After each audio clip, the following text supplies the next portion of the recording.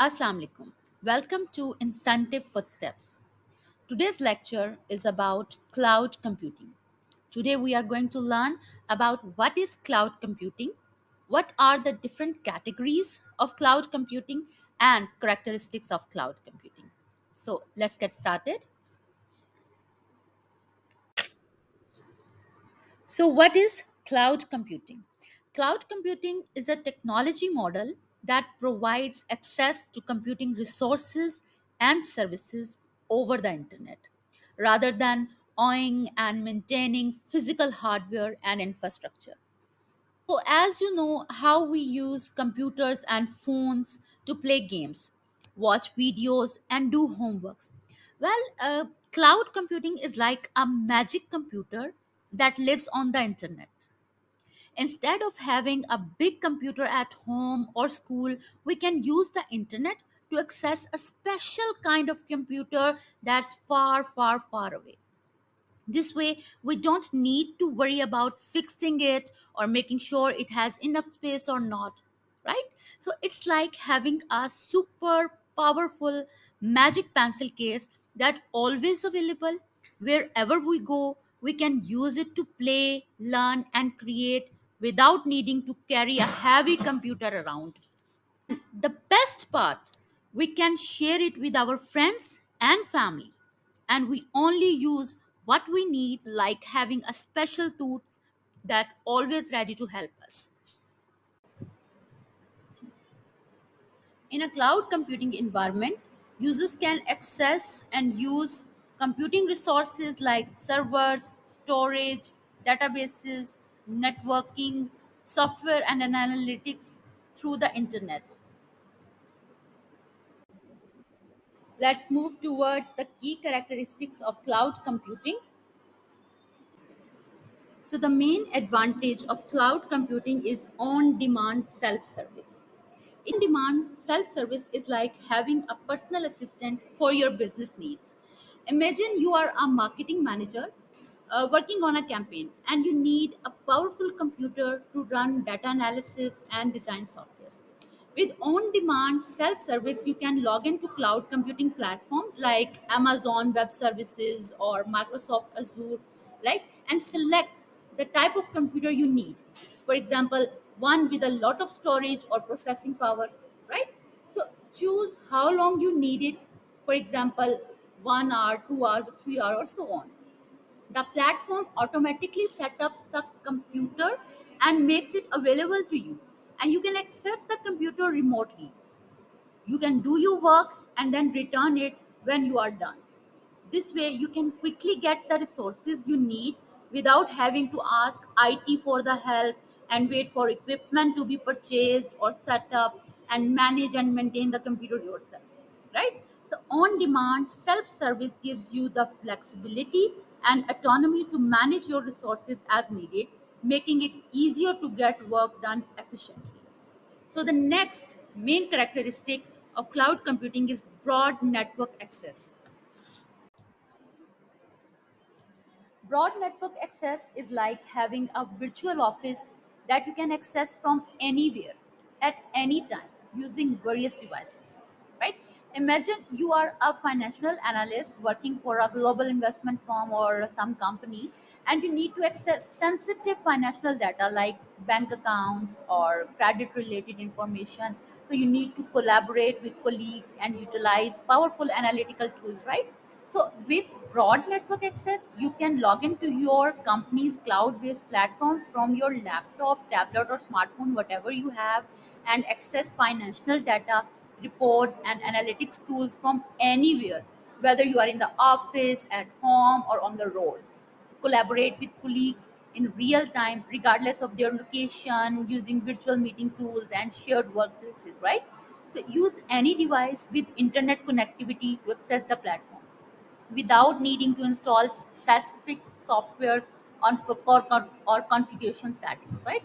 So basically, this characteristic of cloud computing enables you to work efficiently and effectively without being tied to a specific location or device. You can work from home or a coffee shop using your laptop or tablet and access financial data and tools from your smartphones while traveling even, and collaborate with your colleagues in different time zones using virtual meeting tools, right? So broad network access provide the flexibility and mobility to work from anywhere at any time using various devices, making it easier to manage your workload and stay productive. The next is resource pooling.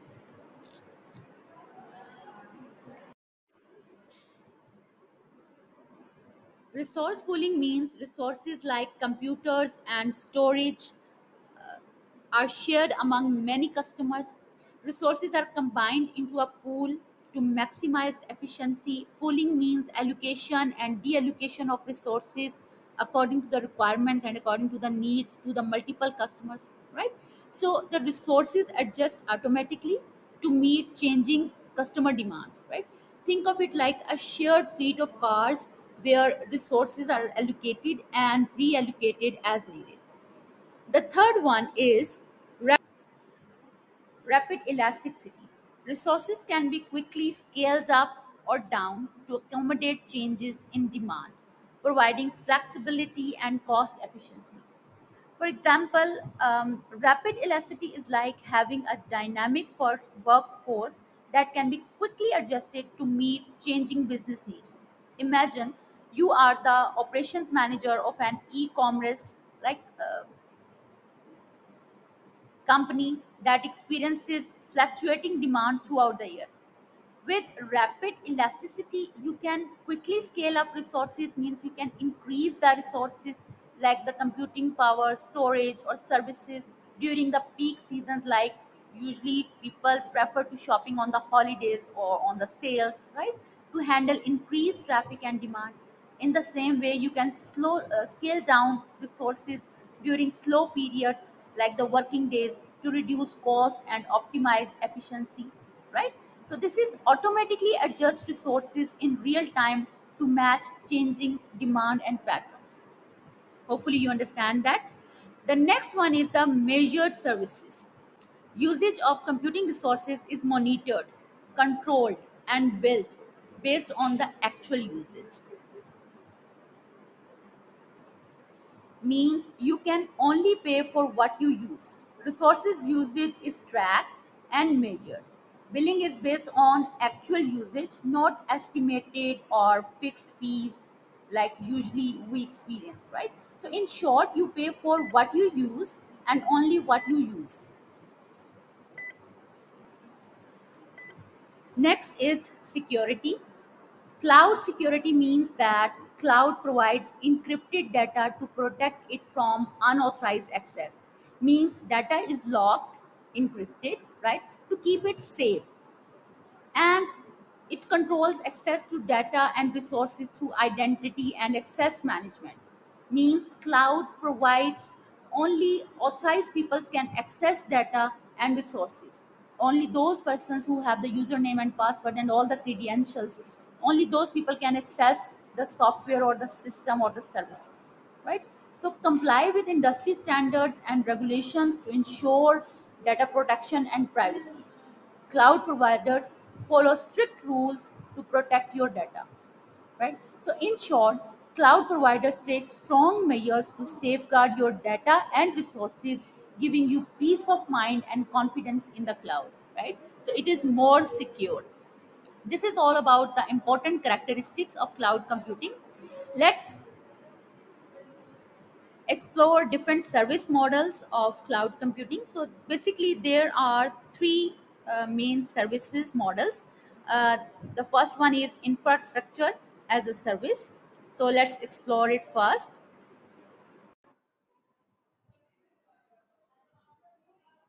Infrastructure as a service, or IaaS, is like renting a virtual computer or service over the internet, right?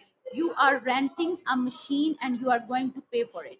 You get a virtual machine like a computer or a server, and a storage space like a hard drive, and network connection like internet. You can use it, manage it, and scale it up or down as needed without having especially buy or maintain the hardware. While the second one is platform as a service, PaaS. Platform as a service provides a platform for developing and running applications. It basically think of a PaaS like a workshop with all the tools and materials you need to build and run your applications without worrying about the underlying machinery, right? A platform basically for developing and running applications. It provides tools and services and frameworks for building apps, so there is no need to manage underlying infrastructures like servers and storage and etc. Right? Let me explain it with an example. So imagine you want to build a website, right? With platform as a service or PaaS, you get a platform that provides tools to design and build your website, frameworks to help you write code, and services to host and run your website, right? You focus on building your website without worrying about setting up the servers and maintaining storage and configuring networks, right? Platform as a service take care of the underlying infrastructure, so you can focus on creating your application instead of worrying about the other things. So the third one and the last one is software as service, or we call this as SaaS. It's like renting software over the internet and paying a subscription fee that is something, maybe in some dollars to use it, right? And there is no need to install, maintain, or update software on your device, right? Let's let me explain it with some examples, like Microsoft Office 365 online version of Microsoft Office, right? This is an example of software as a service. And Google Workspace, right? And your Salesforce and Dropbox, and moreover Netflix. Yes, Netflix is software as a service that you use on daily basis. You access the software through a web browser or app, and the provider takes care of the rest. And you pay some amount for using the service.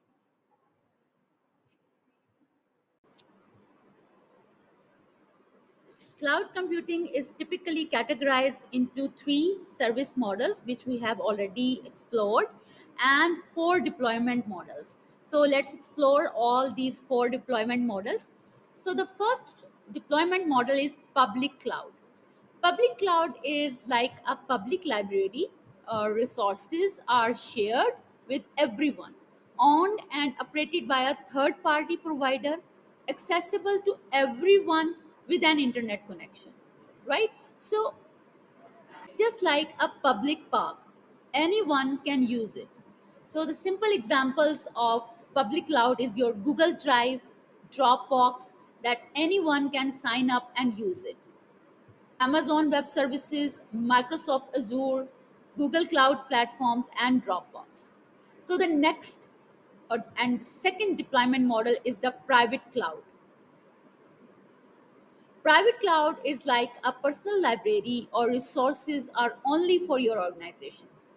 It basically provides more control and customization over the infrastructure.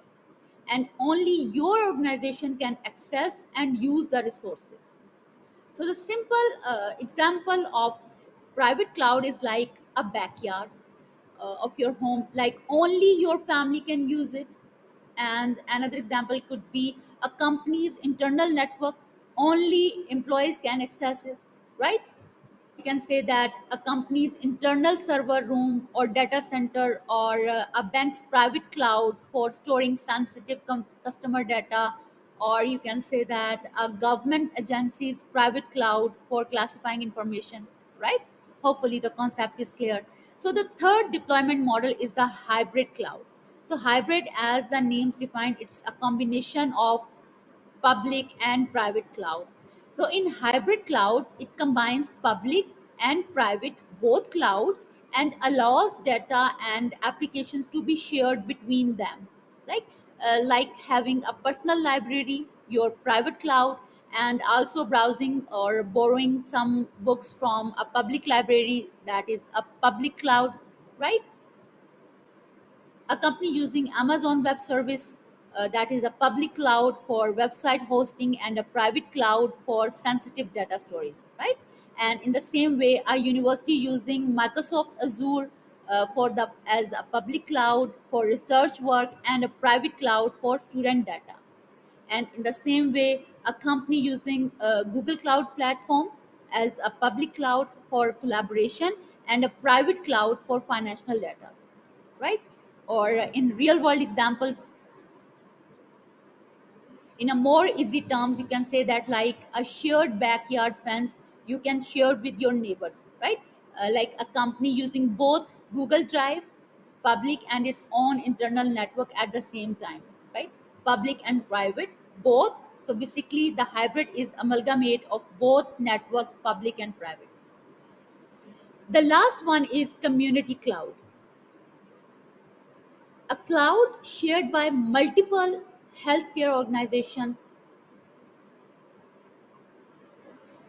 like a shared library for organizations with common interest. Resources are shared by several organizations with similar needs, for example, regularity requirements, right? And it provides a sense of community and share resources while maintaining some control and customization. Let's understand it with a few examples. Like you can say that a shared community garden only for public with similar interest, right? And a group of hospitals sharing a cloud to store medical records only for healthcare organizations, right? And moreover, like a shared community garden only for people with similar interest.